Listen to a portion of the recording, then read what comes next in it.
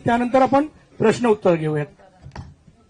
Doctor Amol Kolhe साहेब, आपण जरा sorry उभे असतात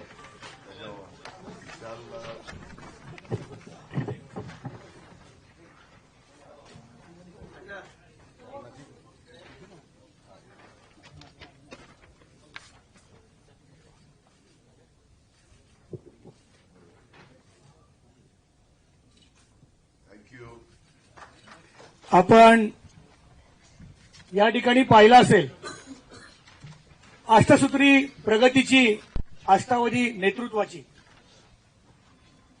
आपण परवा याच ठिकाणी भेटलो होतो. आपण आधी 1 आलाम 5 काम अशी घोषणा करून आपण प्रचाराचा शुभारंभ केला होता. ही 5 कामं करणार असा आमचा निश्चित पक्का वादा आहे. परंतु त्या व्यतिरिक्त 3 कामंही आम्ही जादा करणार आहोत. अशी एकूण 8 कामांची ही अष्टसूत्री प्रगतीची आम्ही घेऊन आलो आहोत. ही अष्टसूत्री आदरणीय दादा, आदरणीय ताई आपल्यासमोर काहीच वेळात मांडतील. बॅकड्रॉपवर आपण अष्टसूत्री प्रगतीची या शब्दाबरोबर अष्टावधानी नेतृत्वाची असे शब्दही हेतुपूर्वक नमूद केलेले पाहत असाल. अष्टावधानी म्हणजे ज्यांच्याकडे 8 विशेष गुण आहेत ती व्यक्ती. आणि आपण लक्षात घ्यायला पाहिजे की ते 8 गुण म्हणजे तीव्र स्मरणशक्ती, कामात एकाग्रता, अनेक विषय एकाच वेळी हाताळण्याची क्षमता, हातोटी, कार्यतत्परता म्हणजेच वेगवान निर्णय, वेगवान कृती, तर्कशक्ती, भाषा प्रभुत्व, नवनिर्मितीचा आस आणि नवनिर्मितीची ध्यास.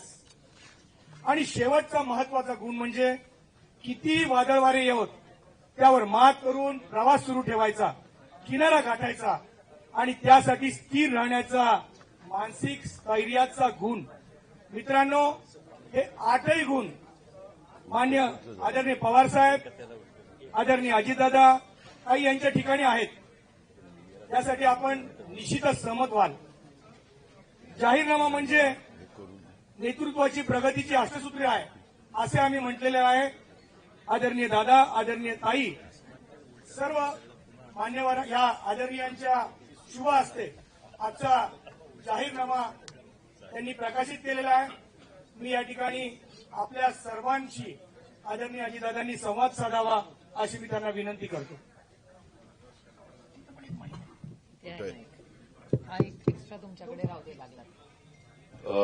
उपस्थित खासदार सुप्रिया सुळे, खासदार डॉक्टर अमोल कोल्हेजी, श्रीकांत पाटील, सुभाष जगताप, चेतन तुपे पाटील, दीपक भाऊ मानकर, विजयराव कोलते, भीम आर्मीचे प्रदेश अध्यक्ष सीतारामजी गंगावणे, विशाल मनाली, सर्व उपस्थित, विकासराव, राजलक्ष्मीताई, सर्व उपस्थित दोन्ही राष्ट्रवादी काँग्रेस पक्षाचे सन्माननीय पदाधिकारी, तसंच उपस्थित असणारे माझ्या पत्रकार बांधवांनो आणि तरुण मित्रांनो, आपल्याला सगळ्यांना माहिती आहे की 2 दिवसापूर्वी ह्याच ठिकाणी अलार्म वाजून 1 अलार्म 5 काम अशा प्रकारची घोषणा आम्ही दोन्ही राष्ट्रवादी काँग्रेस पक्षाच्या वतीनं केलेली होती, पत्रकार परिषदेत केलेली होती.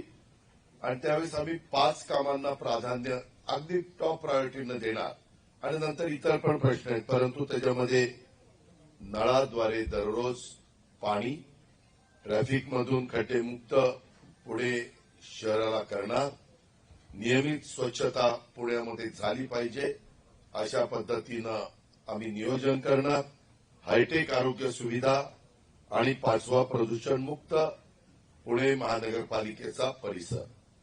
आणि 5 कामं करण्याचा आमचा पत्रकार मित्रांनो पक्का वादा आहे. आणि या 5 कामा व्यतिरिक्त खालील 3 कामे करण्याचा देखील आमचा सर्वांचा इरादा आहे. त्याच्यामध्ये आपल्या इथं झोपडपट्ट्या आहेत, त्या झोपडपट्ट्यांचं पुनर्वसन आणि विशेषतः जुन्या इमारतींचा पुनर्विकास. तुम्ही बघितलंय आपल्या इथं पुण्यामध्ये जुने वाडे असतील, जुन्या वसाहती असतील किंवा वेगवेगळ्या पद्धतीनं सुरुवातीला माडा ज्यावेळेस अस्तित्वात आलं त्यावेळेस माडाच्या पण खूप मोठ्या प्रमाणावर इमारती आपल्या पुण्यामध्ये झालेल्या आहेत. त्याचा आता पुनर्विकास करणं काळाची गरज बनलेली आहे आणि त्याच्यामुळे सरकारने पण UDCPR मध्ये वेगवेगळ्या प्रकारचे त्याच्यामध्ये TDR असेल, त्याचा FSI असेल, ह्याच्यामध्ये काही बदल केलेले आहेत आणि म्हणून फॅमिली वाढलेली आहे. आता तुम्ही बघा, पूर्वीच्या काळामध्ये एक फॅमिली होती, त्यांच्यात 3-3 फॅमिली झालेल्या आहेत, 2-2 फॅमिली, 4-4 फॅमिली झालेल्या आहेत आणि त्यामुळं या सगळ्याच्या बद्दल पुनर्विकास करणं नितांत गरजेचं आहे. पुणेकरांच्या प्रति उत्तरदायित्व म्हणून काही विशेष गोष्टी ह्या आम्ही त्याच्यामध्ये करतोय आणि 150 पुणे मॉडेल शाळांची उभारणी. आपल्या पुण्यामध्ये विद्येचं माहेरघर आहे, त्यावेळेस एक मॉडेल शाळा अशा पद्धतीनं 150चं टार्गेट हे आम्ही उद्याच्या 5 वर्षाच्या करता ठेवलेलं आहे. अशी एकूण 8 कामांची विकासाची, अष्टसूत्री विकासाची आणि आम्ही आपल्यासमोर मांडलेली आहे. अर्थात या व्यतिरिक्त कला, क्रीडा, संस्कृती या क्षेत्रामध्ये देखील बरंच काही करण्याचा आमचा मानस आहे आणि याबाबतचा तपशीलवार आराखडा आम्ही 60 दिवसात पुणेकरांच्या समोर ठेवणार आहोत. या जाहीरनाम्याच्या ठळक बाबी ह्या मी आपल्या सगळ्यांच्या समोर ठेवलेल्या आहे आणि त्याचं विवेचन मी आता आपल्यासमोर करतो. हे जाहीरनामा तुम्ही आता बघितल्यानंतर तुमच्या सर्वांच्या लक्षामध्ये येईल की काही बाबतीमध्ये तुम्हाला प्रश्न देखील पडेल की बाबा हे कसं तुम्ही करणार आहे. आता उदाहरण जर सांगायचं म्हटलं तर अष्टसूत्री प्रगतीचा अष्टावधानी नेतृत्वाची 5 कामं पक्का वादा, 3 कामं करू जादा, अशा पद्धतीचं हे सगळं आहे. आता या संदर्भामध्ये आपल्याला दररोज नळाद्वारे पाणी हे अशक्य गोष्ट नाही. आता इथं डॉक्टर कोल्हे साहेब बसलेले आहेत, इतर मान्यवर आहेत, सुप्रिया सुळे आहेत.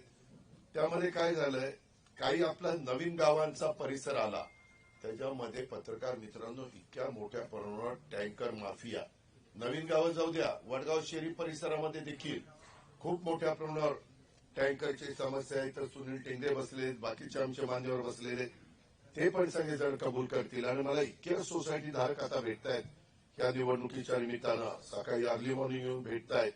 त्याच्यामध्ये वाघोली वेलफेअर सोसायटी का रे असोसिएशन, ते पण मला भेटले. अशा खूप ह्यांच्या समस्या आहेत आणि करोडो रुपयाचा यांचा पैसा त्याच्यामध्ये जातो आणि त्याच्याकरता व्यवस्थितपणे वितरण व्यवस्था, व्यवस्थितपणे उंच टाक्या त्या तातडीनं बांधण्याची गरज आहे. खरं तर आता इतकी मोठी टेक्नॉलॉजी आलेली आहे आणि जर वॉर फुटिंगवर काम करायचं म्हटलं तर टाक्या आपण ताबडतोब बांधू शकतो आणि जागा उपलब्ध करून देऊ शकतो. परंतु तेही मागच्या काळामध्ये त्याला डिले झालेला आहे.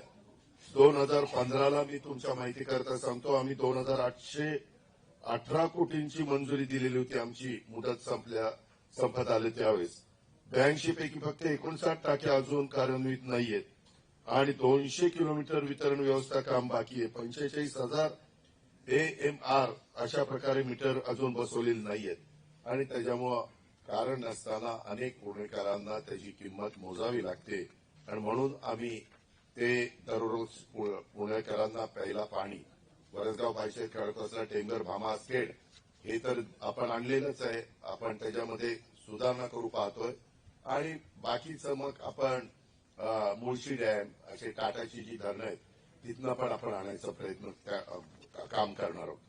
दुसरं म्हणजे आम्ही जे काही सांगितलेलं आहे की पुणे शहरातील 33 मिसिंग लिंक आणि 15 मुख्य रस्त्यांच्या दर्जात सुधारणा करून 150 किलोमीटरहून अधिक लांबीच्या या रस्त्यांमुळे पुणे शहरात कुठेही जाणे सोपे होईल.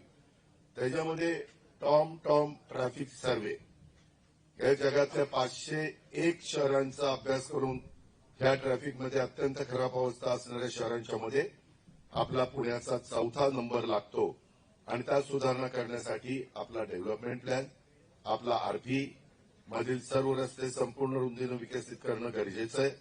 तसेच बस, मेट्रो अशा पब्लिक ट्रान्सपोर्टला देखील सक्षम करणं गरजेचं आहे. हे मी आपल्याला मध्ये पण सांगितलेलं होतं. अनेक जाहीर भाषणामध्ये देखील मी माझी भूमिका मांडतोय आणि त्यामध्ये आमचा ही सगळी युती आमचे दोन्ही पक्ष आणि आमचे भीम आर्मी आणि बाकीचे सगळे आमचे बरोबर आलेले सहकारी असे आम्ही एकत्र मिळून ते काम करणार आहे.